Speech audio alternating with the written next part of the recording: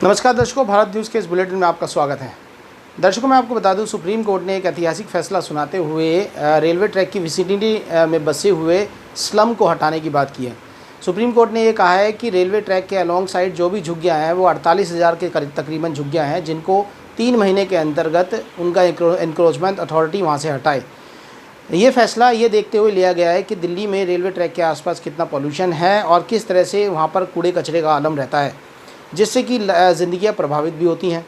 और दिल्ली में बढ़ती जो स्लम्स को देखते हुए भी ये फ़ैसला एक तरह से लिया गया है। वहीं दूसरी ओर आपको बता दें कि जो दिल्ली प्रदेश कांग्रेस कमेटी के अध्यक्ष हैं अनिल चौधरी, उन्होंने एक स्लम में जाकर विज़िट किया और उन स्लम के लोगों से बात की और ये भी कहा कि और आपके मकान छीनने नहीं चाहिए। 3 महीने मतलब सितंबर, अक्टूबर, नवंबर, समझ रही हैं? कि सर्दियाँ शुरू हो जाएंगी, महामारी चल रही है, आपकी छत छिनने वाली है। हमारी मांग केजरीवाल सरकार, मोदी सरकार से है, यहाँ से हटाने से पहले वैकल्पिक अपनी जगह थी, नहीं तो अनिल चौधरी भाई अदालत में जा रहे हैं। सुप्रीम कोर्ट ने अपने आदेश में यह भी कहा है कि कोई भी पॉलिटिकल इंटरफेरेंस इसमें नहीं होना चाहिए, ना ही किसी अदालत को ये अधिकार होगा कि वो सुप्रीम कोर्ट के इस आदेश को कोई भी इंटरिम जो है आदेश इस पर दे पाएगी।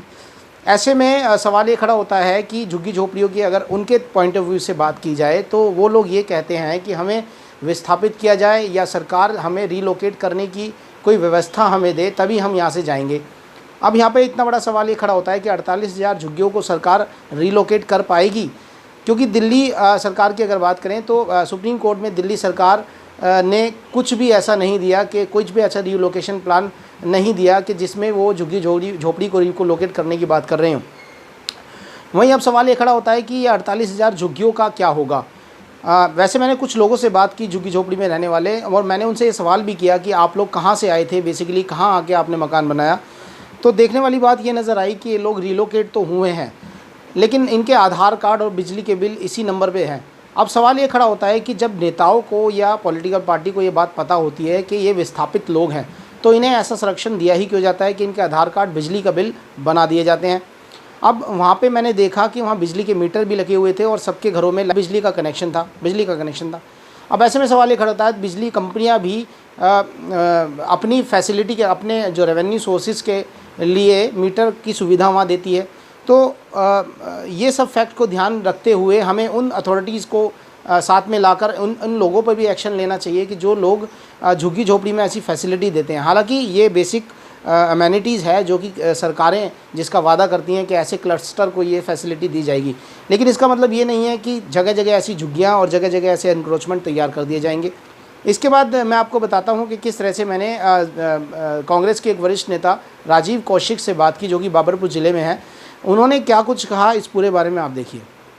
दर्शकों, मेरे साथ मौजूद है राजीव कौशिक जी, कांग्रेस के वरिष्ठ नेता हैं बाबरपुर विधानसभा में।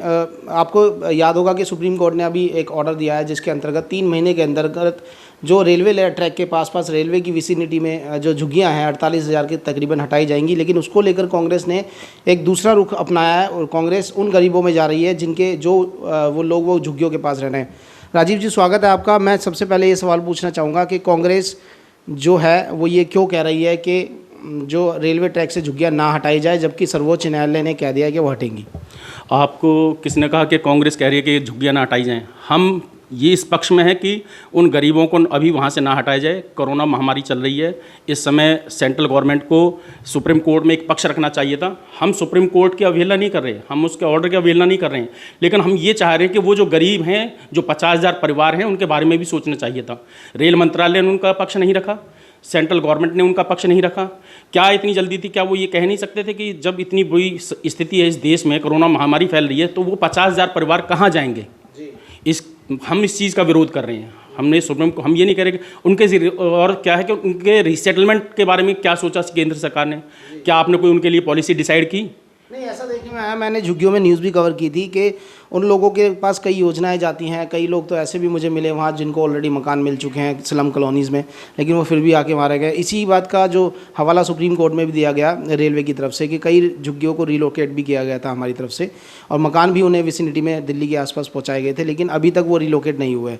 और एक खुलासा और हुआ है कि कई झुग्गियाँ ऐसी भी हैं जो किराए पर चल रही हैं। तो कांग्रेस इस बात को ना करके कांग्रेस उनके फेवर में कर रही है, ये अच्छी बात है। लेकिन क्या आपको नहीं लगता दिल्ली एक स्लम में परिवर्तित हो गई है, ऐसा सुप्रीम कोर्ट का आदेश जो है ये ठीक है? नहीं, सुप्रीम कोर्ट का आदेश अपने आप में ठीक है, लेकिन आप ये समझिए कि जो 50,000 परिवार हैं उसमें से 50,000 के 50,000 गलत नहीं हो सकते। जो 1,500 हैं उनकी स्क्रीनिंग करनी चाहिए थी, पहले उन लोगों को हटाना चाहिए था। जब आपको पता है आज की डेट में सब बायोमेट्रिक है, एक तरीके से हमारा आधार कार्ड लिंक है, बिना आधार कार्ड के लिंक के ये सब चीज़ें नहीं होती हैं, तो बहुत आसानी है छांटने में भी। तो आप उन 1,000 या 100-200 की वजह से पूरे 50,000 परिवार को कैसे आप एकदम मतलब सड़क पर ला सकते हैं? लेकिन अभी आप देखोगे 10-15 साल में दिल्ली एक गैस चैम्बर बन गया, पॉल्यूशन बन गया, एक हब बन गया ट्रैफिक का, तो उसके लिए तो कुछ करना ही पड़ेगा ना। ऐसे अगर स्ट्रिक्ट डिसीजन आते हैं तो ऐसे तो हर रोड पे कल को एक मकान तैयार हो जाएगा, फिर क्या करेंगे आप? देखो, इसमें जैसे ये डिसीजन पहले भी आया था जब यमुना कांग्रेस की सरकार थी, जब यमुना के साथ जो झुग्गी क्लस्टर को हटाया गया था, लेकिन उसके लिए पहले उनका रीसेटलमेंट प्लान तैयार किया गया था, ठीक है ना। और आप ये जो बात करें कानून, उससे पहले एक पॉलिसी बनाई जाती है। आप 6 साल से केंद्र में भारतीय जनता पार्टी की सरकार है, 6 साल से ही लगभग हमारे ये केजरीवाल जी बैठे हुए हैं, तो इन्होंने क्या पॉलिसी डिसाइड करी उनके लिए? क्या ये हमारा प्रश्न करना लाजिमी नहीं है? क्या हम गलत प्रश्न कर रहे हैं? सरकार से अगर हम सवाल उठा रहे हैं, हम नहीं कह रहे कि हम स्लम बनाना चाह रहे हैं, लेकिन उन 50,000 परिवारों को उनकी जान के बारे में सोचना क्या गलत बात है क्या? जी जी जी। अगर उनके 50,000 जानों के बारे में सोचना गलत बात है तो हम फिर ये गलत है। सरकार कहाँ ज़मीन दे उन्हें बताइए? वो सरकार का विषय है, मैं सरकार में नहीं हूँ, सरकार का विषय है। सरकार को देखना है कि उनका रीसेटलमेंट किस तरीके से करती है। सरकार ने अगर रीसेटलमेंट की कोई पॉलिसी नहीं बनाई, कांग्रेस के पास क्या पॉलिसी है बताइए? हम तो उसके हमें सत्ता में भेज दो ना, तो वो नहीं कर सकते तो हमें दे दो सत्ता, हम करके दिखा देंगे।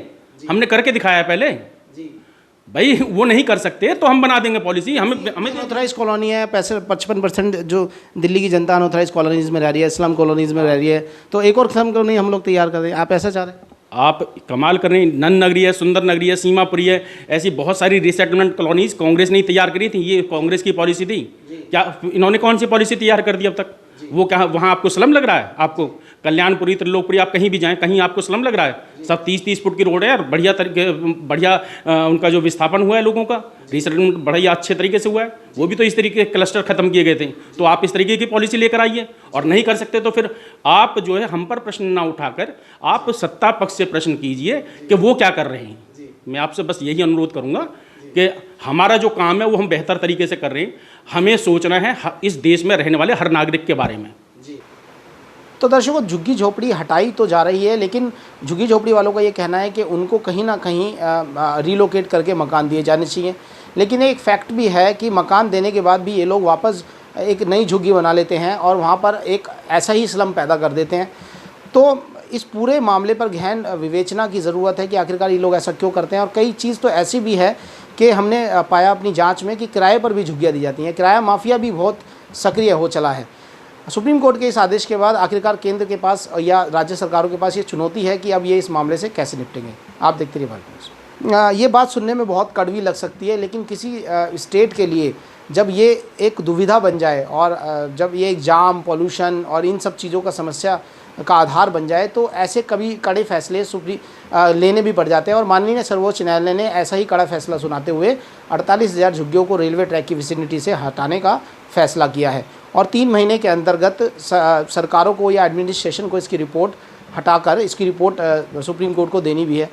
अब अनिल चौधरी एक तरफ मेरी टेलीविज़न स्क्रीन पर आप देख रहे हैं कि किस तरह से अनिल चौधरी जाकर मिल रहे हैं, वहीं दूसरी ओर मैंने झुग्गी झोपड़ी के लोगों से बात की तो उन्होंने क्या कहा, आप ये सुनिए।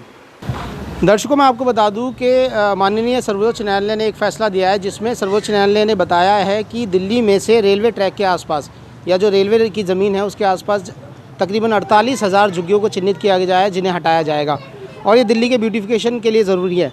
मेरे साथ कुछ झुग्गी वाले भी मौजूद हैं और इनसे बात करते हैं। ये कब से रेलवे की ज़मीन पर हैं और क्या कब से आए हैं? ये क्या नाम है आपका? निर्मला। निर्मला जी, क्या है, कब से रह रहे हैं आप लोग यहाँ?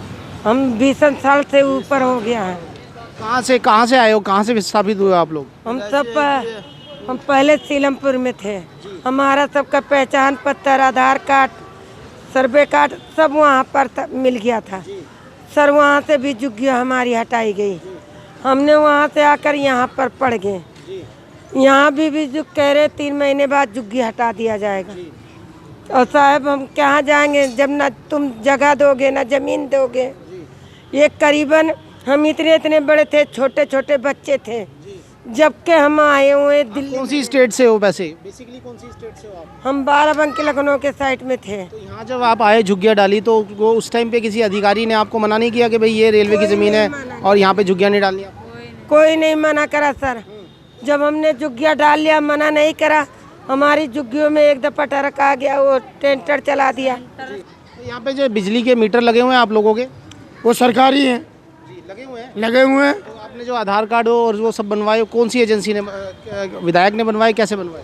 नहीं, एक संस्था वालों ने बनवाया था, क्या, कौन सी संस्था? Humana people to people India ने। People to people India? हाँ, क्या करती है वो संस्था यहीं पे आसपास? संस्था ये करती है कि मतलब बेघरों के लिए सहारा करते हैं वो बेचारे, जैसे होमलेस के लिए भी काम करते हैं। उनका सबसे बढ़िया काम था जयंतु जी का। तो ये जब ये आपको पता लगा कि सुप्रीम कोर्ट का अब ऑर्डर आ गया है तो क्या आप लोगों ने, क्या आपके जहन में पहली बात आई? शहर में क्या है, यहाँ पर कोई बीमार होता जा रहा है, किसी के घर में खाना नहीं बन रहा है, कोई ऐसे ही है, कोई पता नहीं, दसियों को तो बुखार चढ़ गए। आप एक बार बताओ मास्क क्यों नहीं पहनते आप लोग? सबसे पहले तो ये बताओ। मास्क ये है कि यहाँ पर मालिक की ऐसी कृपा है कि यहाँ पर ऐसा कोई पॉजिटिव हुआ ही नहीं। देखा आपने दर्शकों, ये मेरे साथ मौजूद थे ये लोग, इनकी सीधे तौर पर ये कहना है कि सरकार विस्थापन के लिए इन्हें कहीं और जगह दे अगर सरकार यहाँ हटाना चाहती है। आप देखते रहिए भारत न्यूज़।